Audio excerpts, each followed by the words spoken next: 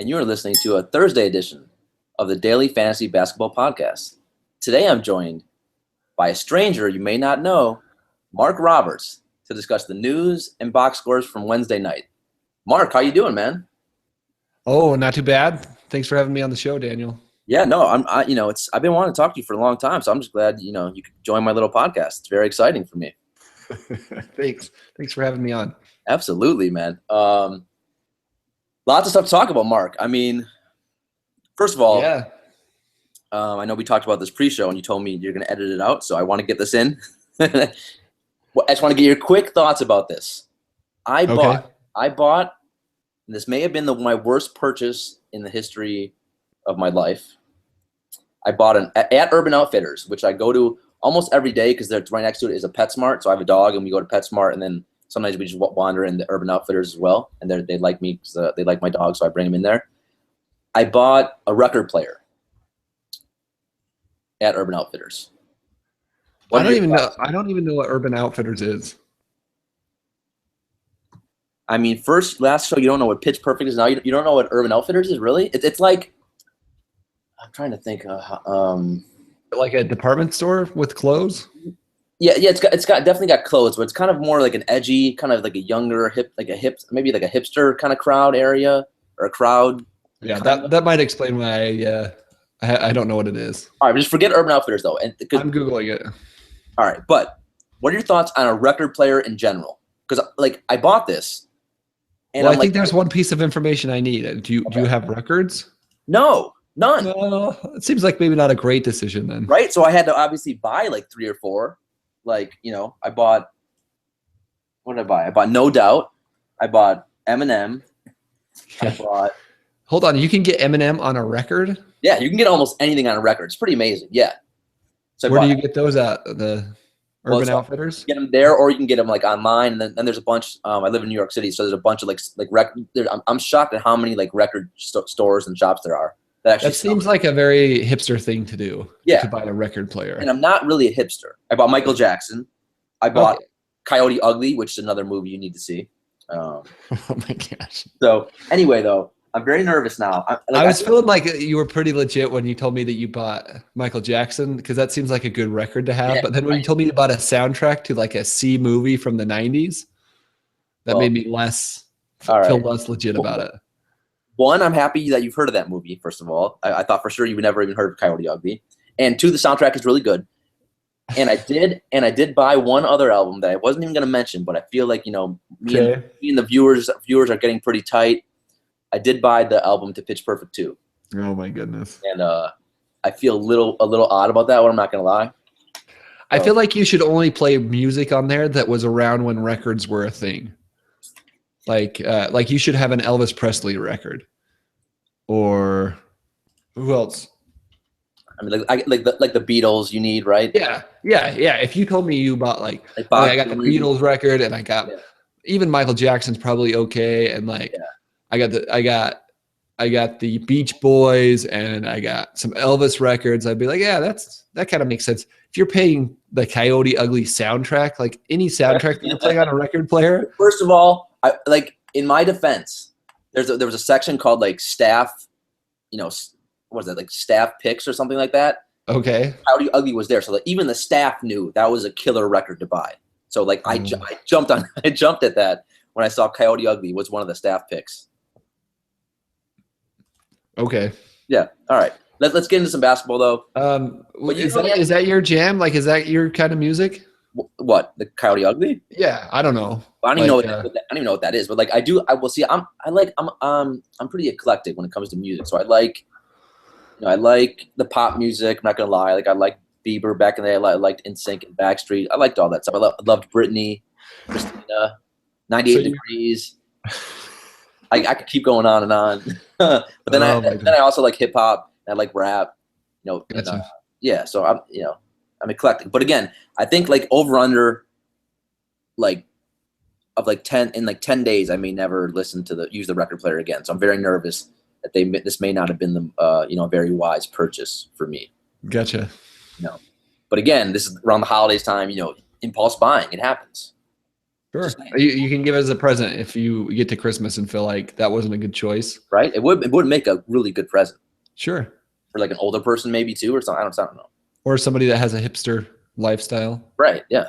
So, all right. So I had to get that out of the way because it's been like even as I'm talking to you right now, like the record player is like looking at me, haunting it. It kind of haunts me, like because you kind of wish you had that $300 back or whatever it cost. It wasn't that much, but I mean, a little bit. Yeah. I think I did overpay a little bit. Anyway, so basketball, as always, today was a monster slate. I think there were 12 games, which if you play DFS, that's just a lot of games, so much data to analyze. So it was kind of an ugly slate, not for DFS purposes, but lots of games, lots of news, lots of things to talk about. Why don't we start with one of our favorites, and that's Jason Kidd. Okay. And so Jason Kidd, because again, him and Scott Skiles have nightly calls where they want to mess around with our fantasy lives. He tweaked the starting lineup tonight. Well, first of all, we should say Greg Monroe, who was a late scratch yesterday, which kind of came out of the blue to most of us, and was 10 minutes before tip-off too when it got released. It was really late. So he's now out 1 week with a knee issue that he may or may have got at a strip club. That's allegedly. I'm not really sure what happened there, Mark. But so he's out, and so Jason Kidd yesterday started John Henson, which made sense. And today, though, Jason Kidd decided to start Miles Plumlee. That's right. There's another Plumlee, and I think we still have another one that's probably going to enter the NBA any day now. So Miles Plumlee got the start tonight for Milwaukee, and Kidd finally started MCW out of nowhere. So, and forgetting this, Giannis comes off the bench. Yeah, you buried the lead there, man. That was the big story, I thought. Yeah. So, I mean, a bunch of things going on from Jason Kidd tonight. What are your thoughts? Well, I mean, we talked about Michael Carter-Williams a lot yesterday, which was, and I think the story is basically whether he's a starter or whether he's coming off the bench. I think he's worth owning right now. Yeah, he was tremendous, by the way. Yeah, it's a little bit depending on your fantasy team, whether you can stomach some of the bad things that he gives you, but he gives you enough good things. He's definitely worth it, especially if you're punting the categories which he's bad in. So I don't think this really moves the needle much for MCW.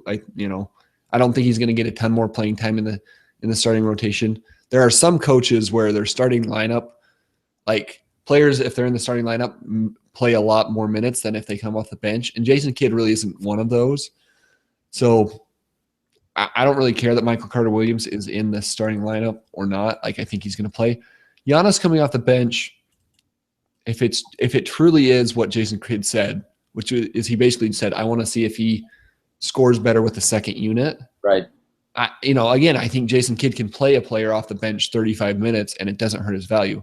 What I'm worried about, and I'm certainly not accusing anybody of anything, but there was some off the court issues with the Bucks, and now Giannis is magically coming off the bench. And so what I'm doing is I'm going to look closely at his minutes over the next few games and try to make sure that he's not being punished in some way. I wouldn't use him in any short-term, DFS. I would stay away from him until we see what the situation really is, because Jason Kidd is never going to give us the full story. He's one of those guys that would I feel like would suspend a player and then just tell the media he's hurt. So, but so far Giannis halfway through the second quarter is leading the team in minutes. He has 15 minutes. So at that pace, he's on pace to play 40, 45 minutes. So, I'm not worried about him yet. I'm just monitoring the situation. And I would guess that it's short term. I would guess within a few games, he's back in the starting lineup. That would be my expectation. Yeah. And I totally agree with you in terms of Giannis. I'm not really concerned at all. Giannis was not playing, I don't think that great the last few weeks anyway, but, and certainly he hasn't, I don't think he's hit expectations, that we all, earlier in the year, he started out, I thought, really well, and then he kind of, the last few weeks, it just hasn't looked right on the court, quite honestly.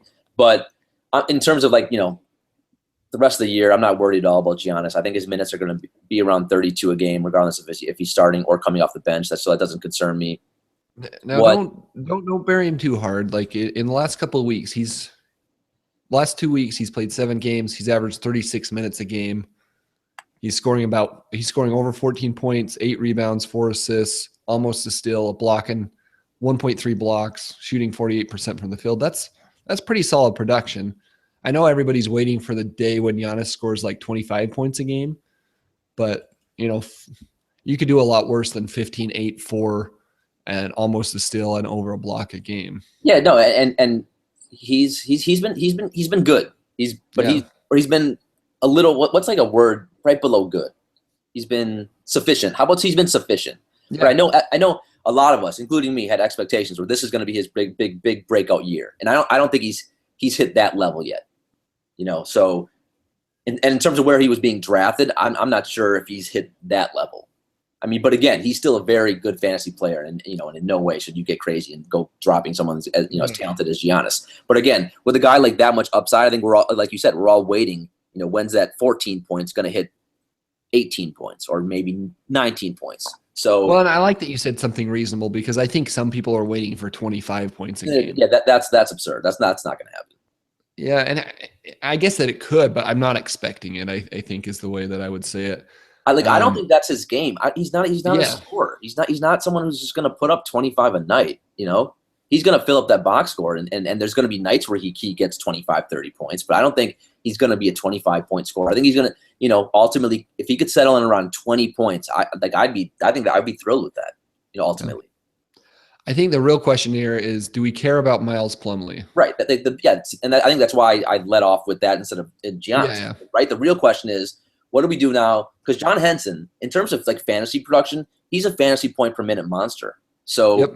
So when I heard Monroe, because of his maybe dancing on a stripper pole, maybe not, was going to be out a week, especially in DFS land and even some in my season leagues, I picked him up. And he did not play that well yesterday. Milwaukee got blown out. But so then to see Plumlee starting today, I was not pleased with that. And then I'm trying to figure out, is Plumlee really going to be fantasy relevant? Are they just going to share time? So what's your thoughts on that?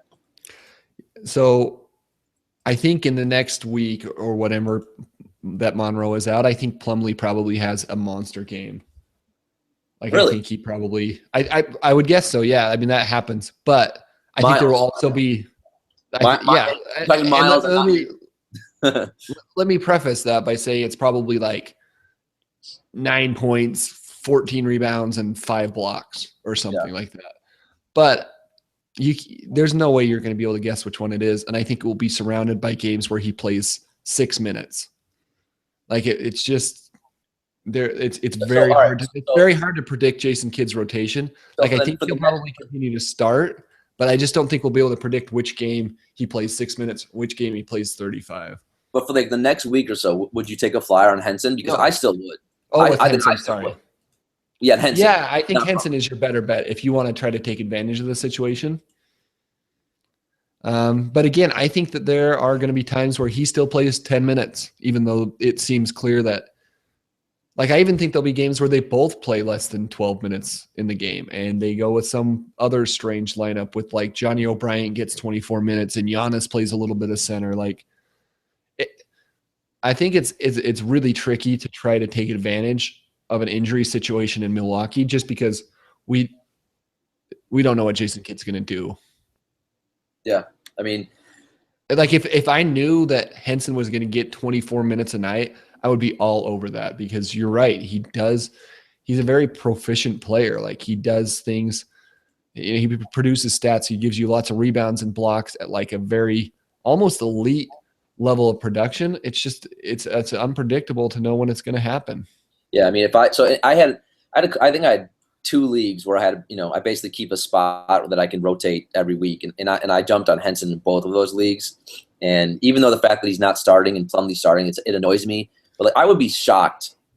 Well, I guess you can't be shocked with Jason Kidd and his rotation, but I'd be really surprised if he's not getting at least 20 minutes a game this next week or so. So, and again, I don't doubt that he'll average that, but I think it will be 15 and then 30 and then 10 and then 5 and then 40. Okay, but even if it is that, I can live with that because I think that's enough for Henson to win me blocks for a week.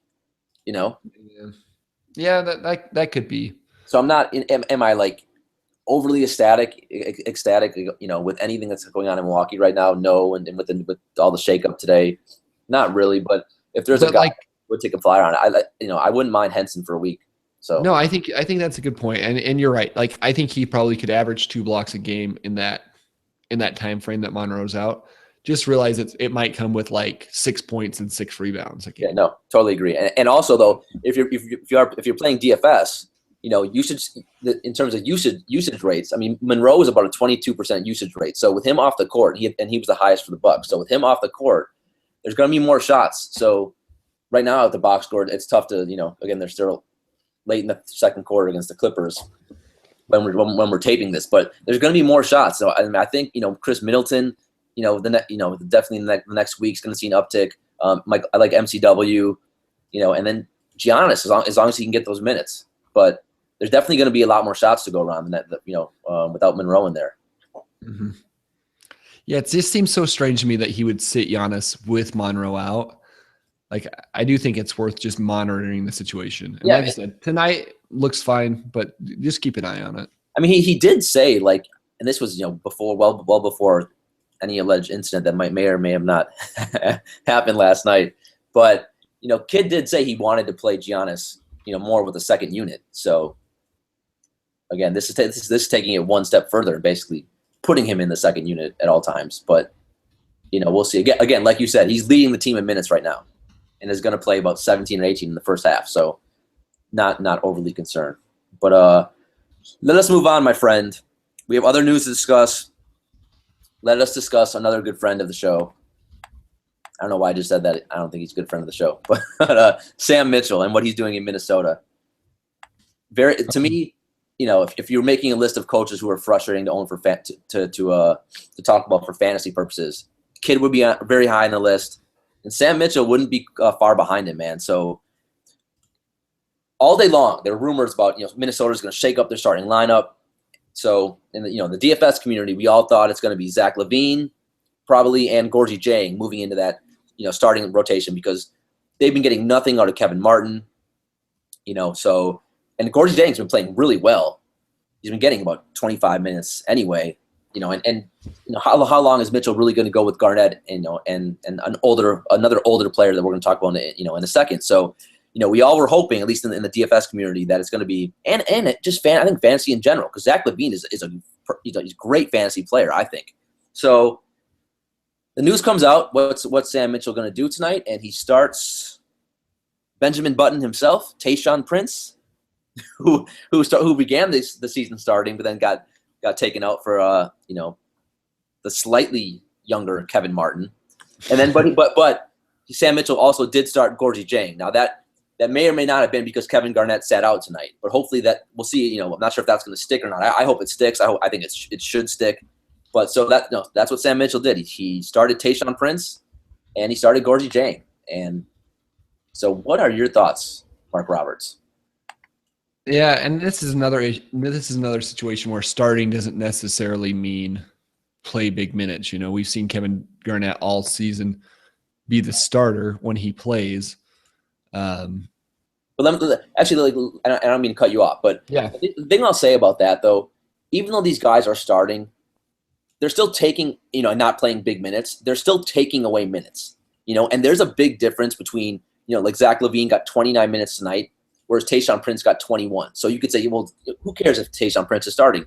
That's still, like, if you would take like 6 to 7 of those minutes and give them to Zach LaVine, that makes such a big difference in terms of fantasy.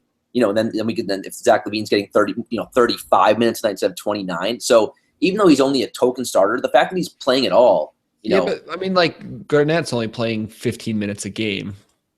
So, like, how do you want him to play Garnett 0 minutes? No, see, the thing Tayshaun Prince 0 minutes, yes. Kevin Garnett, like, if you look at his advanced stats, he's actually still a really solid defender. So I don't mind them playing Kevin Garnett like 10 to 15 minutes a game. Like his defensive rating is actually really high. So I have no issue with them playing Kevin Garnett. But Tayshaun Prince, who gives you nothing on the court, and again, I was trying to think, did they start him tonight to guard Carmelo? I mean, this is not 2004 2000. Let's go back even further. I mean, he may have not even been relevant then. Like 2000. No, Garnett is actually still very good, even on a per minute basis. Like his per 36 numbers, he's averaging 11 rebounds per 36 minutes, 4 assists, 2 steals, and a half a block. Right. So I'm totally fine with giving him 50 minutes. But Tayshaun Prince, like, I don't think he should be playing a second. I don't think he should be playing a second in the D League in China. I have a hard time with Tayshaun Prince because he's probably my least favorite player of all time. Why is that? When he was good 100 years ago, I was a huge Pacers fan. Like, Reggie Miller is my favorite player of all time. Yeah. And I just hated that Pistons team that they would go up against. Why was Reggie your favorite player of all time? And why were you an Indiana Pacers fan? Because of Reggie Miller. No, I know, but like, why? Like, yeah. So when I was a little kid, when I was like 5 years old or 8 years old or something, my family and brothers were all watching the NBA playoffs, and I saw the play. Like, the first time I actually watched basketball was a play where Reggie Miller scored those 8 points in 8 seconds. Against the Knicks, yeah. And that was it for me. I was just like, that's the coolest thing I've ever seen in my life. What was that, 94 or 90? Yeah, 94, 93, 94. Yeah. Like, yeah, I still remember that too.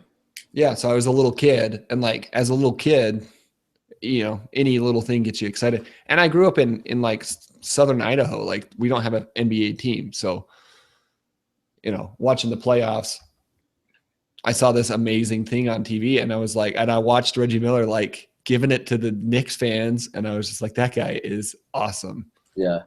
And so anyway, you know, you get stuck with that, and so, but the thing is, the difference was I always enjoyed going against, like, when they played the Knicks. Like, that was a fun rivalry. I hated the Pistons rivalry. Like, those guys were just such jerks. And Tayshaun Prince was, as you know, he was a big part of that. All right, so, yeah, the Pistons had meant, like, was he the Piston you liked the least? Was he like the one? Ben Wallace is probably number one. I was going to say Ben Wallace.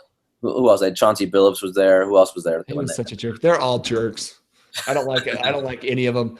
And it's funny because Kyle's favorite team is the Pistons. So we always gave each other garbage about that. All right, so you hate Tayshaun Prince. You can't be objective. Yeah, so yeah, I would just assume Tayshaun Prince never play basketball again. But and he's not going to be fantasy useful. I just don't think that they're going to play him that much. Like, I think he's going to still play 8 to 12 minutes. I know he played a little more than that tonight. 21 tonight, and his stat line was just stellar. 1 for 3 from the field, 1 rebound, 2 assists, 0 But steals. Generally, he's been in like the 15-minute range. So my point is, I think that even if that's his role to play 15 minutes, I think there should be enough time for LaVine. Still played almost 30 minutes. I think the story here is, like, if Jang is going to start and play 36 minutes, yeah, he's probably already owned in your league. But that's kind of like a big difference. That's a big change from what they were going to do earlier in the season when they weren't going to play.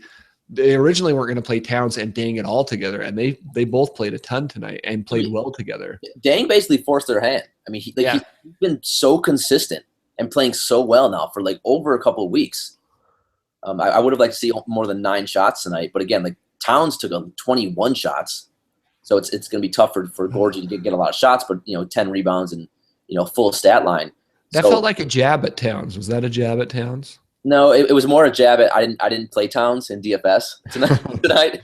You can always tell by my tone occasionally. Like, if I'm, I played Okafor like a lot tonight, and I faded Towns, and Towns had by far the better. Never fade Towns, man. Oh, trust me. Like, I played him a lot this year, and he's crushed me.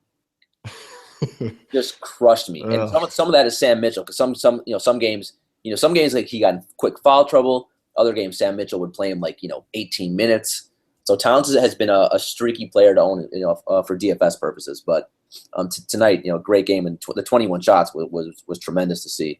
If you have him in season long or if you play him in DFS. But I'm with you. If Gorgie Jang is available in your league, I'd scoop him up, and I really don't even care if he's going to start or not. If he's going to start, that's just an added bonus. Yeah, and I've been I think a lot of people would be surprised to hear me say that, because I've been so anti-Gorgie Jang this year, and that's basically because I didn't think they would play him enough minutes. but that has turned around in the last 5 or 10 games.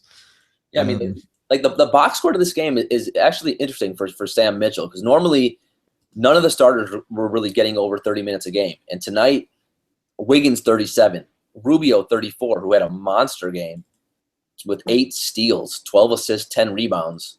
Again, he approached a quadruple double. That was the most exciting part of my night tonight. I saw you on Twitter. Rubio was going to get to the triple double or quadruple double. I mean, God forbid he gets to learn how to shoot a jump shot, but that's that story for another day.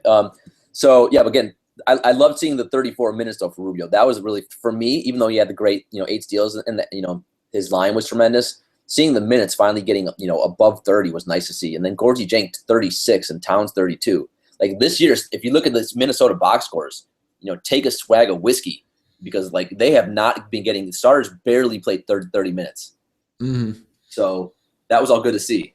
So I mean, that's sort of a different approach than Flip Saunders would take, because last year he would play like 4 or 5 of his starters 40 minutes plus a game. That's what's been so frustrating, like for watching Sam Mitchell. Like I don't know what the hell he's been doing. It's like it's like the opposite of what Flip Saunders like normally does. Like normally the Minnesota guys were lock and load. Like you knew what you're gonna get. It was similar to like what Stan Van Gundy's doing this year, playing all the starters like 37 to 40 minutes, and that has not been the case.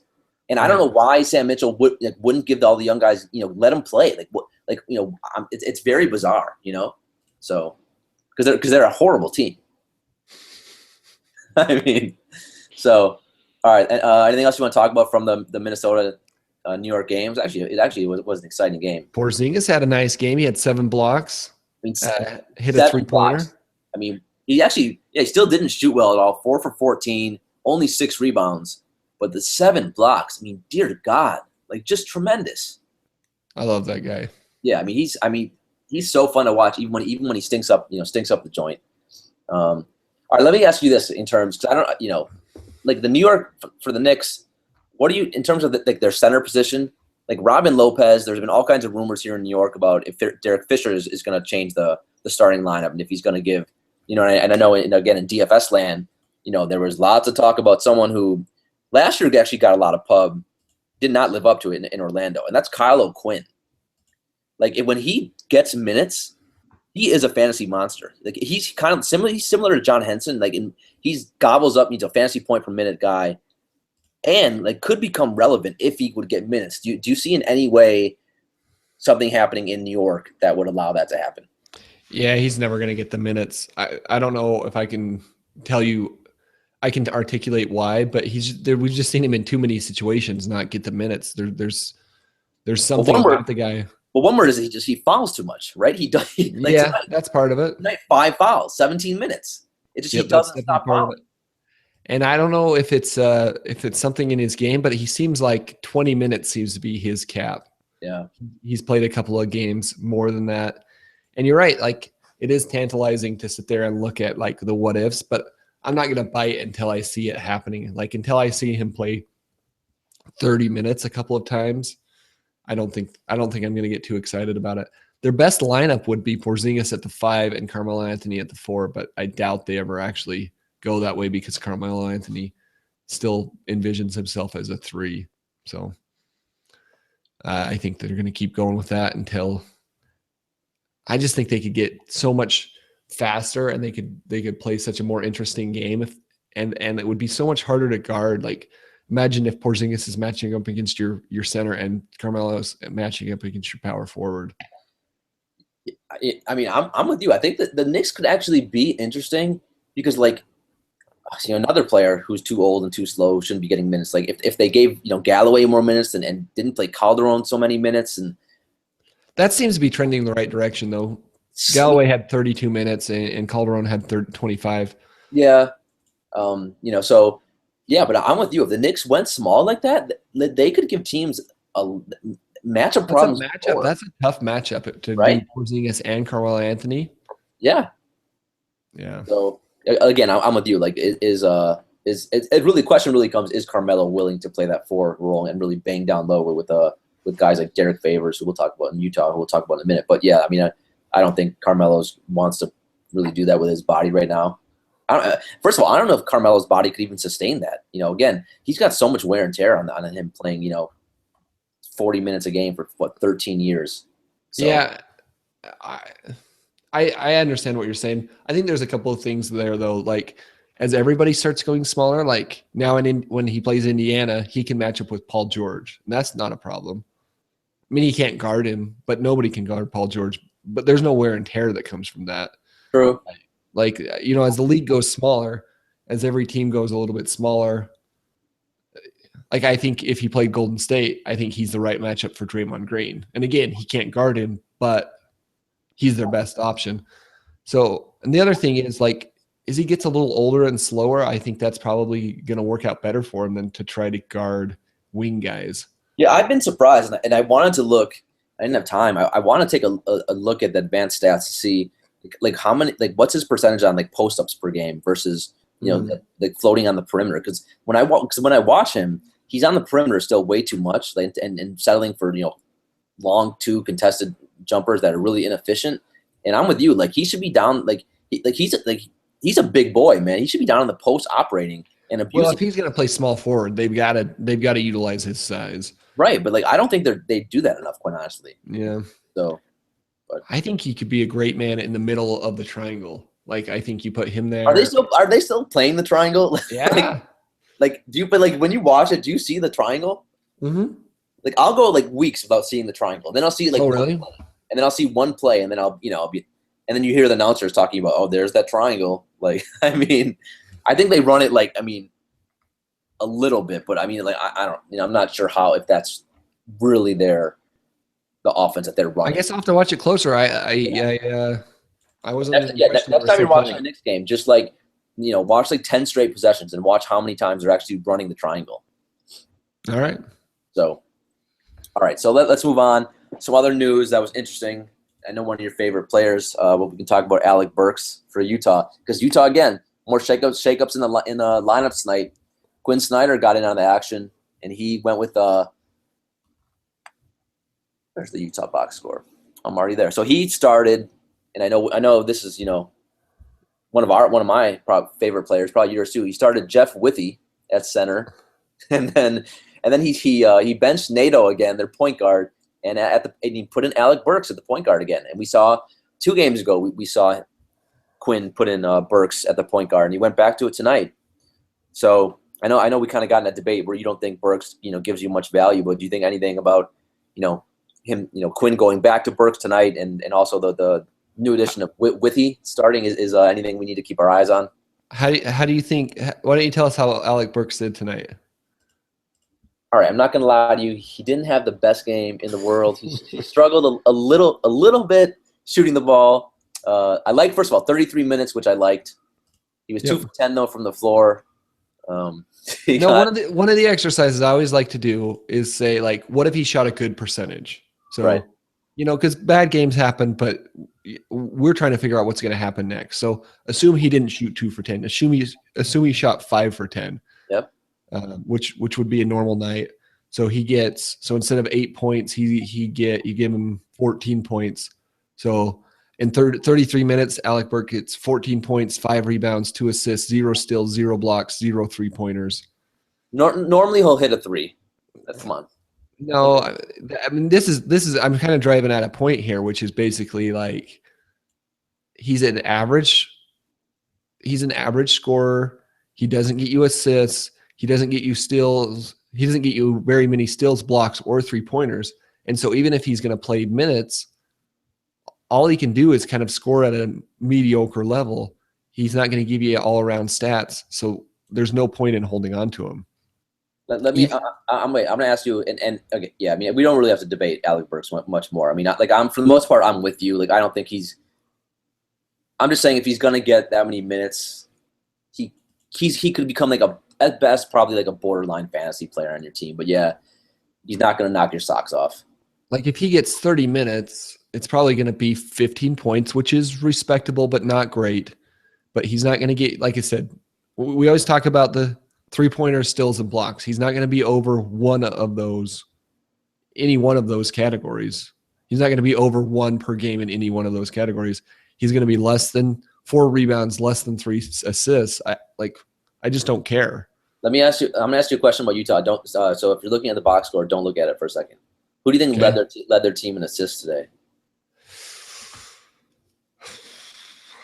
And normally I would guess one of their point guards, although we know that they didn't play. So normally I would guess Gordon Hayward, but I'm guessing you wouldn't think that is interesting. So let's say Favors.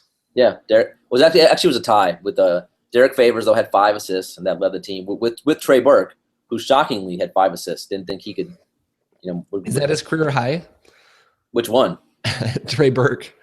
It may be. I mean, I wouldn't think he'd get 5 in a season, and he got 5 in one night. He put up 13 shots in 28 minutes. But yeah, I mean, like, Utah is very frustrating to me. Like, I don't know what the hell they're doing. I mean, they lost to the Pelicans tonight. They're kind of on a slide, which is probably why they put Withey in the starting lineup. Now, Withey didn't. I'm assuming didn't. Yeah, he only played 17 minutes, so Booker's still the starter. They're just trying to. I think they're just trying to tinker and get out of this slump a little bit. Yeah, I mean, Rodney Hood was coming back from an injury, so that might be why Trey Burke played so many minutes. Trey Burke played 28 to Rodney Hood's 21. I wouldn't expect that to continue. I think in this game Hood actually got banged up too. So that's why. Did he? Yeah, he banged knees. Yeah, I know, but the good thing is you're right, and then he did return to the game. Yep. So yeah, I mean, probably explains a little bit why he only played 21 minutes. I wouldn't panic on him yet. Yeah, I don't know. It'll be interesting to see if they can tinker on beyond this. They really need Gobert back.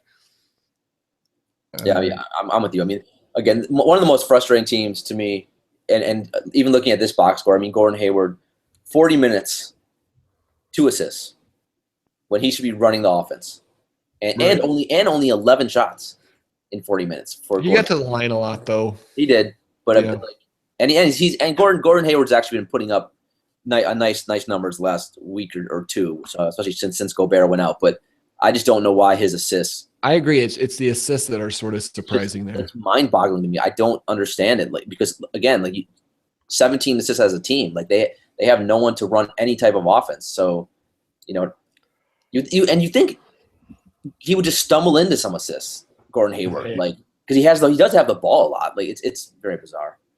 Let's move on. Let's talk about one more team tonight, so we can talk. I know Thanksgiving has passed, but there's been some a gravy sighting. Gravy Juice was the dripping tonight in Washington. Actually, no, in San Antonio, because that's where Washington played tonight. Jared Dudley.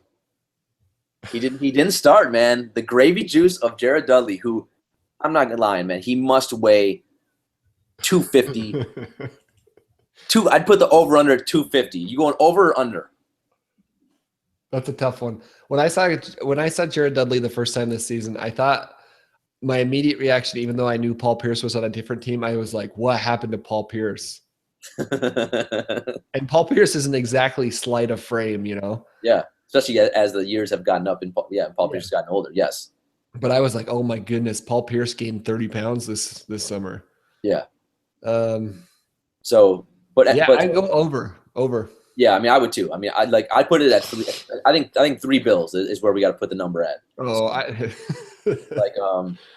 But so it's interesting for Washington. Say, obviously Washington is without Bradley Beal because God forbid that guy could stay healthy, or Washington could actually manage his minutes to a reasonable level to keep him healthy. So no Beal. So again, Gary Neal got the start today. It's at the 2. Now, I played him in DFS, and he picked up 2 fouls in 1 minute.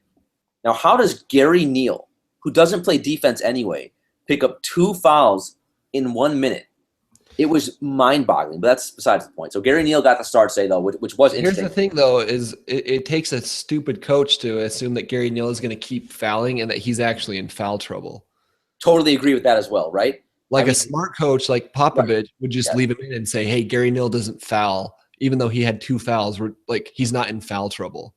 That's such an excellent point. I'm giving you in my scorecard 2 bonus points because I keep score during our shows on who's winning arguments. That's a fantastic point. These coaches, it's the same thing in NFL where you see like if you look at like the stats on like 4th and 1 and 4th and 2, they should be going for it.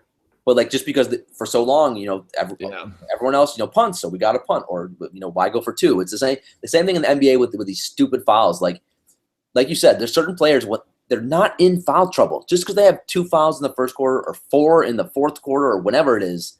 Like they're really not in foul trouble. And they took out Gary Neal after a minute, and that's why he only played 22 minutes tonight, even though he started.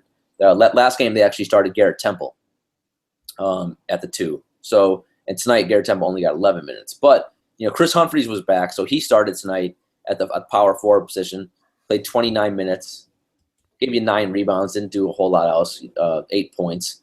But that put our boy Jared Dudley to the bench, who's been soaking it up, and getting like 30-plus minutes a game for the last 2 weeks. So does anything that went on in Washington, kind of stand out to you? Because I've been trying to figure out, again, especially for DFS, but fantasy season long too. Who's going to benefit the most?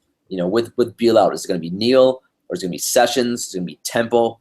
All those guys are kind of been in play, and also a guy who got minutes tonight, Mark, a guy who I've been kind of waiting to see if he'll get minutes. Kelly Oubre, 25 minutes tonight, and 15 shots, which was 18 points. So a really interesting stat line.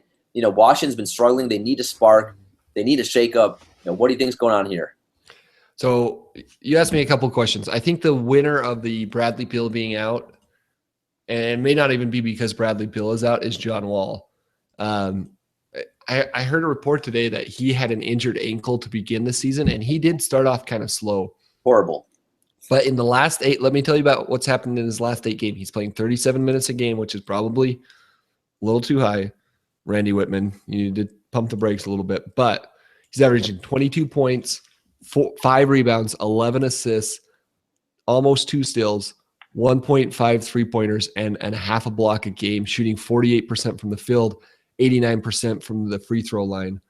He is playing excellent. And let me just add on, his usage rate without Beal is over 30%. Yeah, I think that's just going to continue. We kind of expected a big breakout from Wall this season. I think it didn't happen because he was hurt to start the season and he was playing through it. I think he's healthy now. He's been awesome the last few games. I think if there's any way for you to take advantage of that situation, either via trade or in daily or no halftime challenge, I think that's the guy to do it. In fact, Daniel, I think I would take Wall against almost any other point guard out there if we did a no halftime challenge. And that's interesting, Mark. And let me tell you something about no halftime too. I mean, I can't stop playing. I'm addicted to this app. I know you are as well. It's actually just, I think by now, if you're listening to the show, hopefully you've heard of no halftime. Hopefully you've downloaded it. Again, it's basically a one-on-one. Can we say it's like it's similar to DFS? It's basically one-on-one fantasy matchups a night. Again, you can pick basically any players you want in the league. What's cool is you don't even have to, like Mark just said, you can play John Wall against any other point guard, but you could play John Wall against any other player, period. So if you wanted to match up like Wall versus like Anthony Davis, which it sounds like Mark would be willing to do, you could even do a challenge like that. So again, if you don't have the app, no halftime yet, you definitely need to get on it and use the promo code. What's the promo code, Mark? B-Ball, BBALL. You put in that promo code, you get an additional $25. Again, a lot of fun. And since we're on the topic of no halftime, we need to make a no halftime challenge, Mark. You want to use John Wall. You get Jared Dudley, I get John Wall. If I would get like the pounds of gravy juice that come out of Jared Dudley at Thanksgiving, then I would take Jared Dudley. But no, so you want John Wall. Will you give me any? You want me to do another point guard, or you want me to do? You know what? How about I'll take Lillard in the next game versus John Wall. Dame's my main man, but I'll take that. 2 very comparable players, especially without Beal. Basically on teams, they're basically running solo right now. Both usage rates over 30. Lillard's had a very nice season as well from fantasy perspective. He is. Yeah. I mean, he's been a pleasant surprise for me because I actually thought, well, actually not. No, I knew. Again, they have no one there, so it's you kind of knew you're gonna be. He's gonna do well because I mean, it's just who else didn't give the ball to? I mean, besides him and McCollum. Yeah, but the line, he's averaging almost 25 points a game. Yeah, but think about it again. Who else besides McCall? Like I mean, he's like averaging almost 5 rebounds a game. Like he's just doing all sorts of things. He's averaging 3-3-pointers a game. Like he's not Steph Curry, but he'd lead the league in like a non-Steph Curry year. All right, so before the year, I told you that Lillard's going to average 25 points, 5 rebounds, and 3 3-pointers. You would be surprised at that? Looking at Portland's roster, I would say that's in play, but that's not the most likely outcome. What did you like expect out of Lillard? Well, so his last 3 seasons, he averaged 19, 20, and then 21 points. I would say, yeah, he could probably get up like a fair over under is 22 or 22 and a half. Or again, so that's 21 points with LaMarcus Aldridge, whose usage rate was absurd, and they would, and with Nicholas Batum, and with but as you see shots go up, like as shot attempts go up, field goal percentage usually goes down. True. I don't know. I wouldn't have expected like that big of a jump as he's gotten. Like I'm trying to give him props here, Daniel. No, I know. I'm just like I'm just not like it seems like you love Dame, whereas me, I like last year I kept calling him a tin man because I think he had no heart. His assists have gone up, which is impressive considering that his the players around him has gotten less talented. I mean, he's definitely had a good year, but again, to me, it was kind of expected because their roster is just so depleted. But yes, it's all right. I'm with you. I'm going to give him some dap too. I'm just like, what do you want from him, Daniel? What do you expect out of this guy? Yeah, I don't. I think I just want him. You know what I want? And sometimes this is actually like a lot of like just fans. I think go through this, right? When you see a guy who's like so, it's kind of like Eli Manning. And I don't know why I keep making football references because I'm really not watching much football these days. I'm so into basketball, but it's like when you see players who don't show emotion, you kind of. I mean, a lot of times you take that as being kind of like they don't care about the game, or they're not playing with energy, or they're kind of just being like kind of aloof on the court. And so like last year I got that a lot with Dame. Like it just seemed like he didn't care what was going on. So kind of like it struck a nerve with me, I think that's what it is. But this year he has been a pleasant surprise in terms of like he does look more, he's taken on more of a leadership role in Portland as well. And he does look like he has more invested this year. But there were games last year, man, I swear I'd watch and it was like he wasn't there. And his defense last year, he basically became like James Harden towards the end of the year. He's not great. He's not a great defender. There's no question about that. Well, hey, do you want to tell everybody how our last no halftime challenge ended? All right. Did you have to send money to me or not? We're still calculating the numbers because we're not. There's still some debate about who won the contest. No, there's no debate. All right, Mark had Darren Collison when Rondo was out. Darren Collison had a great game, but he set the record for NBA turnovers this year with 42 turnovers he had. And I had Kevin Love, who played a tremendous game. He put it all on the floor for me. And at the end of the night, I may or may not have thought that I prevailed. It turns out Mark won the challenge, but I'm still not certain of this. I'm gonna take that $5 and I'm gonna put it on my wall and frame it. Like I just looked at the TV and you know what just happened? Another Darren Collison turnover. Like that's they won't stop, Mark. They just keep happening. Yet you somehow keep getting points. No, but you did beat me. You beat me in the challenge. It was close though. That was probably the closest one that we had. That was a lot of fun. And so our next one with John Wall, you getting John Wall, and me getting Damian Lillard, that will be another excellent one. And if anyone else wants in on that action, you can make the challenge on no halftime and send it to me or Mark. All right, getting to the end of the show, Mark. Let me quick ask you thoughts on one other player that I want to know your thoughts on that I was getting asked a lot today, and I noticed my own answer like waffling between. If you ask me something at and I apologize if you ask me something at 2 p.m. versus 6 p.m. I may have given you a different answer on this guy, Kelly Olynyk. Any interest here? That's a tough one. He's another guy that's very intriguing. Fantasy point per minute monster. Points per minute. I don't think that the role is going to be consistent enough. I think you pick him up and he's going to disappoint you. Like if you had the gumption to put him in your lineup and just play him for 10 straight games, you may be happy with it, but there's going to be 4 bad games in there. And if you don't want to worry about that, I don't think the upside is so great that you have to. that you're missing out if you don't just leave him alone. That's what I'm not picking him up in any standard leagues for that reason. I picked him up in one, and I hate myself for it because I agree with you. I mean, he's still not reliable. You can't count on it. He's gonna have a good game every 4 or 5 games, and then you can't count on Brad Stevens. No, that's the biggest part. Well, especially their front court, you can't. Yeah.